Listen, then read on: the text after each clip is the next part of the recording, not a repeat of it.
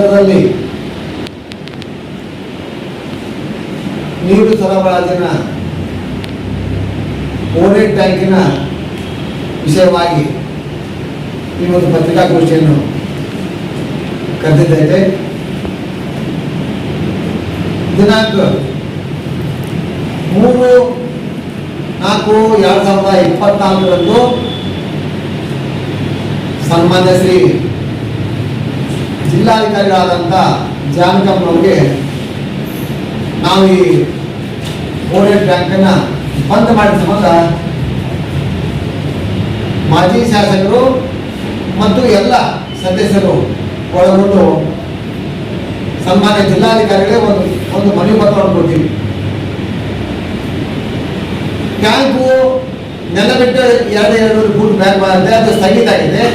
ಯಾವ ಕಾರಣದಿಂದ ಸ್ಥಗಿತ ಆಗಿದೆ ಅದನ್ನು ತೀವ್ರಗತಿಯಲ್ಲಿ ನಮಗೆ ಚಾಲು ಮಾಡಿಸಿಕೊಡ್ರಿ ಅಂತಂದು ಒಂದು ಮನವಿ ಕೊಟ್ಟಿದ್ವಿ. ಆ ಮನವಿ ಉತ್ತರ ಬಂದಿದೆ. ಉತ್ತರ ಇದೆ ನಮ್ಮಲ್ಲಿದೆ. ನಗರಸಭೆಯ ಕಮಿಷನರ್ ಕೂಡ ತಾವು ಚರ್ಚಿಸಿ ನಾನು ಆದೇಶವನ್ನು ಮಾಡಿದರೆ ಮುಂದಿನ ಕ್ರಮ ಕೈಗೊಳ್ತಾವ ಅಂತಂದು ನಮಗೂ ದೊಡ್ಡ ಪಾಠಗಳಿಗೆ ಒಂದು ಲೆಟರ್ ಬಂದಿದೆ. ಅದೇ ಪ್ರಕಾರವಾಗಿ ಇವತ್ತ ನಾವು ಬಂದು ಆ ಒಂದು ಉಲ್ಲೇಖ ಹಾಕಿ ನಗರದಲ್ಲಿ ನಡೆಯುವಂಥ ಈ ಟ್ಯಾಂಕನ್ನು ಅಜ್ಮಾಸ್ ಸುಮಾರು 1 ವರ್ಷ ಸ್ಥಗಿತ ಆಗಿ 1 ವರ್ಷ ಆಯಿತು. ಇವತ್ತರೂ ಆ ಟ್ಯಾಂಕ್ ಚಾಲು ಇಲ್ಲ.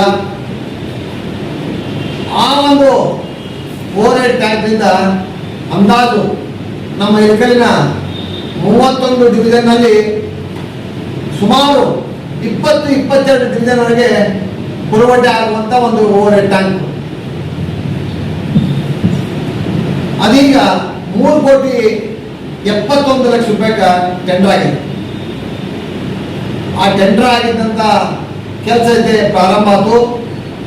ಸನ್ಮಾನ್ಯ ಶ್ರೀ ಹಿಂದಿನ ಶಾಸಕರಾದ ದೊಡ್ಡಗೌಡ ಜಿ ಪಾಟೀಲ್ ಅವರು ಭೂಮಿ ಪೂಜೆ ಮಾಡಿ ಮತ್ತು ಆ ಇಲಾಖೆಗೆ ಸಂಬಂಧಪಟ್ಟ ಅಧಿಕಾರಿಗಳನ್ನು ಕರೆಸಿ ಅವತ್ತಿನ ದಿವಸ ಪೂಜೆ ಮಾಡಿ ಅದನ್ನು ಮೇಲ್ಮಟ್ಟಿಗೆ ತಂದ ನಂತರ ಮುಂದೆ ಇಲೆಕ್ಷನ್ ಇರಲಾರ್ದು ಇಲೆಕ್ಷನ್ ಸಂಬಂಧ ಸ್ಟಾಪ್ ಆಗಿದ್ದು ಇವತ್ತು ಚಾಲು ಇಲ್ಲ. ಮೂಲಭೂತ ಸೌಕರ್ಯಗಳಲ್ಲಿ ಒಂದಾದ ಅತಿ ಅವಶ್ಯವಾದಂಥ ಕುಡಿಯುವ ನೀರಿನ ಸಮಸ್ಯೆ ಎಲ್ಲ ಊರಲ್ಲಿ ಇದ್ದು ಜೊತೆ ನಮ್ಮ ಊರಲ್ಲಿ ಇಲ್ಲ ಅಂತ ಎಲ್ಲರ ಅನಿಸಿಕೆ ಇದೆ. ಆದರೂ ಅರ್ಧ ಊರಿಗಿಂತ ಹಳೆ ಊರು ಅರ್ಧ ಊರಿಗಿಂತ ಮೇಲ್ಗಡೆ ಇರುವಂಥ ಜನರಿಗೆ ಭಾಳ ದಾಸೆ ನೀರಿನ ಬಗ್ಗೆ. 24x7 24 ತಾಸು ನೀರಿನ ಒಂದು ಪುರವಠೆ ಮಾಡಿದಂಥ ದೊಡ್ಡ ಪಾಟೀಲವರಿಗೆ ನಾವೆಲ್ಲರೂ ಇಡೀ ಊರು ಹಾಗೂ ತಾಲೂಕಿನ ಮಂದಿ ಧನ್ಯವಾದ ಹೇಳ್ತೀವಿ. ಆದರೆ ಅದೇ ಇಳಕಲ್ನಲ್ಲಿ ಆ ಟ್ಯಾಂಕನ್ನು ಬಂದ್ ಮಾಡ್ತಿದ್ರು ಇವತ್ತು ಯಾವ ಕಾಳಜಿನೂ ಇಲ್ಲ. ಅದಕ್ಕೆ ಇದೇ ಈಗ ನಾವು ಕಮಿಷನರ್ ಆದಂಥ ಇಳಕಲ್ ನಗರಕ್ಕೆ ಕಮಿಷನರ್ ಆದಂಥ ಜಾಧವ್ ಅವರಿಗೆ ಶ್ರೀನಿವಾಸ್ ಜಾಧವ್ ಅವರಿಗೆ ನಮ್ಮ ಒಂದು ಮನವಿಯನ್ನು ಕೊಟ್ಟಿವಿ. ಮನವಿ ತಮಗೆಲ್ಲರೂ ಕೊಡ್ತೀವಿ. ಮನವಿ ಏನಂದ್ರೆ ನಾವು ಜಿಲ್ಲಾಧಿಕಾರಿಗಳ ಮುಂದೆ ಕೊಟ್ಟಿದ್ವಿ. ಆ ಮೂಲಕ ತಮಗೆ ಆದೇಶ ಮಾಡಿದಂಥ ಆದೇಶ ಇಟ್ಕೊಂಡು ನೀವು ಏನು ಕ್ರಮ ಕೈಗೊಳ್ತೀರಿ 15 ದಿವಸದಲ್ಲಿ ಕ್ರಮ ಕೈಗೊಂಡು ಕಾಮಗಾರಿಯನ್ನು ಚಾಲು ಮಾಡಬೇಕು.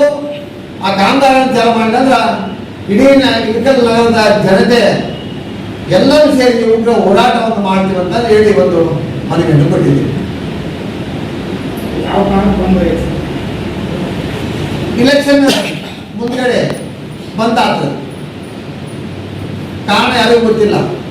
ಮತ್ತು ಅಲ್ಲಿರುವಂಥ ಎಲ್ಲ ಏನು ಸಂಗ್ರಹ ಮಾಡಿದ್ರು ಈ ಅವರು ಕಾಂಟ್ರಾಕ್ಟರ್ ಬಿಜಾಪುರ ಕಾಂಟ್ರಾಕ್ಟರು ಎಲ್ಲ ಸಂಗ್ರಹ ಮಾಡಿದ್ರು. ಅವರೆಲ್ಲ ಸೆಟ್ ಒಂದು ಬಿಟ್ಟು ಎಲ್ಲ ಸಾಮಾನು ಸಹಿತ ವಾಪಸ್ ಸೆಂಟರ್ ಆಗಿದ್ದಾರೆ. ಚುನಾವಣೆಗೆ ಬಂದಾಗಿಲ್ಲ ಅಲ್ಲ ನಾವು ಜಿಲ್ಲಾಧಿಕಾರಿ ಮನೆ ಕೊಟ್ಟು ನಾವು ಕರೆಸ್ತೀವಿ ಹೇಳ್ತೀವಿ ಅಂತ ಹೇಳಿದ್ರು. ನಮ್ಮ ನಗರಸಭೆ ಸಾಕಷ್ಟು ಸರಿ ಎಲ್ಲ ನಗರಸಭೆ ಸದಸ್ಯರು ಗುರುತಿಸಿ ಅವ್ರು ಕೂಡ ಮೌಖಿಕವಾಗಿ ಚರ್ಚೆ ಮಾಡೋ ಜೊತೆ ಅವರು ನಾವು ನೋಡಿಸ್ಕೊಳ್ತೀವಿ ಕರೆಸ್ತೀವಿ ಅಂತ ಹೇಳಿದ್ರು. ಅದಕ್ಕೆ ನಮ್ಮ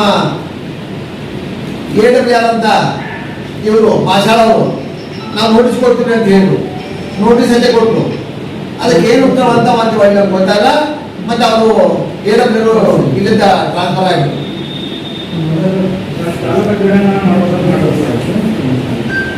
ತಾಲೂಕಾ ಕ್ರೀಡಾಂಗಣ ಮಾಡಿದ್ರೆ ನಮಗೇನು ಅಭ್ಯಂತರ ಇಲ್ಲ.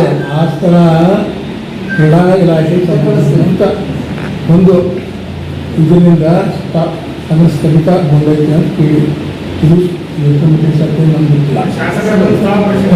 ಅದರ ಕಾರ್ಯಕ್ರಮದೊಳಗೆ ಶಾಸಕರ ಅದು ಕ್ರೀಡಾ ಇಲಾಖೆ ಸಂಬಂಧಿಸಿದ್ರಿಂದ ಅಲ್ಲಿ ಇದು ಕಟ್ಟಿದ್ರೆ ಇದಾಗೋದಿಲ್ಲ, ಅದಕ್ಕೆ ನಾವು ಬೇರೆ ಸ್ಥಳ ನೋಡ್ಕೊಂಡು ಏನು ಮಾಡ್ತೀವಿ ಅಂತ ಅಂದಿದ್ವಿ. ಅಲ್ಲ ಬೇರೆ ಸ್ಥಳ ನೋಡ್ಕೊಂಡು ಚಾಲು ಮಾಡ್ಬೇಕಲ್ರಿ. ಬೇರೆ ಸ್ಥಳ ಹೇಳಲ್ಲ, ಬೇರೆ ಸ್ಥಳ ನೋಡ್ಕೊಂಡು ಚಾಲು ಮಾಡ್ಬೇಕಲ್ಲ, ಅದೇ ಮಾಡೋದು ಒಂದು ವರ್ಷ. ಈಗ ಅವರು ಇಲ್ಲಿ ಬಂದಾಗ ಯಾವತ್ತು ಹೆಸರು ಅಂತಾರೆ ಗೊತ್ತೈತೆ ನಮಗೂ. ಆದ್ರೆ ಕ್ರೀಡಾಂಗಣ ಮಾಡಕ ಮತ್ತು ಈ ಟ್ಯಾಂಕ್ ಕಟ್ಟಕ ಯಾವುದೇ ತೊಂದರೆ ಇಲ್ಲ.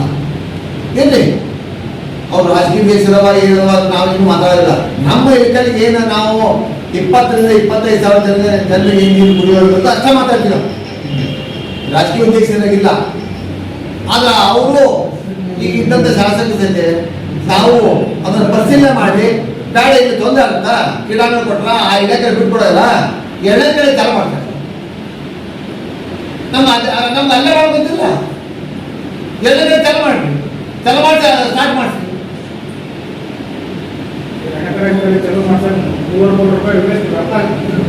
ಅಲ್ಲಲ್ಲ ಅದು ನಮ್ಮ 300 ಕೋಟಿ ವೇಸ್ಟ್ ಆಗುತ್ತೋ ಜಮಾ ಆಗುತ್ತೋ ಈಗ ನಾವು ಅದ್ರ ಬಗ್ಗೆ ಮಾತಾಡ್ತೀವಿ.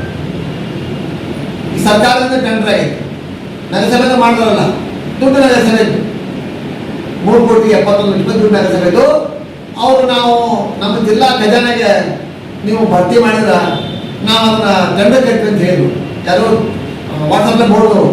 ಹಂಗೆ ಜಿಲ್ಲಾ ಖಜಾನೆ ನಾವು ಇದು ಜಮಾ ಅವ್ರ ಅಕೌಂಟ್ ಜಮಾ ಮಾಡಿಸಿ ಅವರು ಒಂದು ಟೆಂಡರ್ ಪ್ರೋಸೆಸ್ ಹಾಕಿಸಿ ಅಂದ್ರೆ ಎಲ್ಲ ಟೆಂಡರ್ ಪ್ರೋಸೆಸ್ ಪೂರ್ತಿ ಆಗಿ ಮಾಡಿದ ನಂತರ ಮಾಡಿದ್ದೇವೆ. ಈಗ ಮುಂದಿನ ಅವ್ರಿಗೆ ಬಿಟ್ಟಿದ್ದಾರೆ. ಕ್ರೀಡಾಂಗಣ ತೊಂದರೆ ಆದ್ರೆ ಬೇರೆ ಪರಿಶೀಲನೆ ಮಾಡಿ ಬೇರೆ ಚಾಲು ಮಾಡಿ. ನಮ್ಮ ಅಲ್ಲೇ ಮಾಡ್ಬೇಕು, ನಮಗೆ ಇಲ್ಲ, ನಮ್ಮ ನೀರು ಬರ್ಬೇಕಷ್ಟ ಮಾಡಿರ್ತಾರ. ಒಂದು ವರ್ಷ ಆಗ್ತದೆ ಈಗ ಆದೇಶದಲ್ಲಿ ಒಂದು ನಾವೇನು ಲೆಟರ್ ಕೊಟ್ಟಿದ್ವಿ, ಅದರಲ್ಲಿ ತಿಳಿಸ್ಯಾರ ನಗರಸಭೆ ಕಮಿಷನ್ ನೀವು ಚರ್ಚೆ ಮಾಡಿ ಮುಂದಿನ ಕಾರ್ಯಕ್ರಮ ಪ್ರಾರಂಭ ಮಾಡ್ತೀವಿ ಅಂತ ಹೇಳ. ಈಗ ಕೊಟ್ಟಿವತ್ತಿ ಈಗ ನಾಳೆ ಅಂತ ಅಲ್ಲಿ ಹೋಗಿ ಅವ್ರಿಗೆ ಕೊಟ್ಟಿವಿ ಅಂತ ಹೇಳ್ಬಿಟ್ಟು ಅವ್ರಿಗೆ ಮತ್ತೆ ಅರೇಂಜ್ಮೆಂಟ್ ಮಾಡಿ ಕೊಡಾಕೇನು ತಪ್ಪಿಲ್ಲ ಅಂತ ಹೇಳೋದು ಮೂಲಭೂತ ಸೌಕರ್ಯಕ್ಕಾಗಿ. ಆದ್ರೆ ಫೈಲ್ ಅಂತ ಹೇಳಿದ್ರು ಅವ್ರು ಮೇಡಮ್ ಅವರು. ಆ ವಾಟರ್ ಬೋರ್ಡ್ ಅವ್ರ ಅಧಿಕಾರಿಗೂ ಫೋನ್ ಹಚ್ಚಿದ್ರು. ಅವ್ರು ಮೇಡಮ್ ಅವರು ಎಲ್ಲ ಮೀಟಿಂಗ್ ಹೋಗಿದ್ರು. ಮೇಡಮ್ ನಾಳೆ ಬಂದು ನೀವು ಫೈಲ್ ಸಮೇತ ಬಂದು ನಾನು ಭೇಟಿಯಾಗಿ ಎಲ್ಲ ಮಾಹಿತಿ ತಿಳಿಸ್ತೀನಿ ಅಂತ ಹೇಳಿದ್ರು ಅವರು. ಮುಂದಿದ್ದು ನೀತಿ ಸಹಿತ ಬಂದಕ್ಕಾಗಿ ನಾವು ಸ್ಟಾಪ್ ಆಗ್ತಷ್ಟೇ. ಈಗ ನೀರು ಸಹಿತ ಆಯ್ತು ಅಥವಾ ಏನಾಯ್ತು ನಾವು ಕೇಳೋದು ಬಂದಂಗಾಗಿದೆ. ನಮ್ದೆಲ್ಲ ನೀರು ಸಹಿತ ಇತ್ತು. ಇವತ್ತಿನವರೆಗೂ ನಮ್ಮ ಕೌನ್ಸಿಲಿಂಗ್ ಬೆಲೆ ಇಲ್ದಂಗೆ ಆಗಿದೆ. ಯಾಕಂತಂದ್ರೆ ಅಧ್ಯಕ್ಷರೇ ಇಲ್ಲ. ಈಗ BCR ಅಧ್ಯಕ್ಷರಿಂದ ನಾವು ಈಗ ನಮ್ದು ಕೋಡ್ ಆಫ್ ಕಂಡಕ್ಟ್, ಎಲೆಕ್ಷನ್ ಸರಿಯಾಗಿ ನಗರಸಭೆ ಕಮಿಷನರ್ ಇರಲಾರ್ದು ಇವೆಲ್ಲ ಹೊರತುಪಡಿಸಿ ಇವತ್ತಿನಿಂದ ನಾವು ಮತ್ತೆ ಕಾರ್ಯರೂಪಕ್ಕೆ ಬಂದೀವಿ. ಇನ್ನು ಮುಂದೆ ನಾವು ನೀರಿಗಾಗಿ ಮಾತ್ರ ಹೋರಾಟ ಮಾಡಬೇಕಾಗ್ತದೆ. ಯಾಕಂದ್ರೆ ಇಂಥ ಮಳೆಗಾಲ ನೀರು ಬರಲಿಲ್ಲ ಅಂದ್ರೆ ಮುಂದೆ ಯಾಕೆ ಬೇಸಿಗೆಗಾಲ. ಈಗ ನಾವು ಮಾರ್ಚ್ದೊಳಗೆ ಸಾಕಷ್ಟು ಅನುಭವಿಸಿ ದಯವಿಟ್ಟು ಅದನ್ನ ಮಾಡ ಅಂತ ಹೇಳಿ ನಾವು DC ಅವ್ರಿಗೂ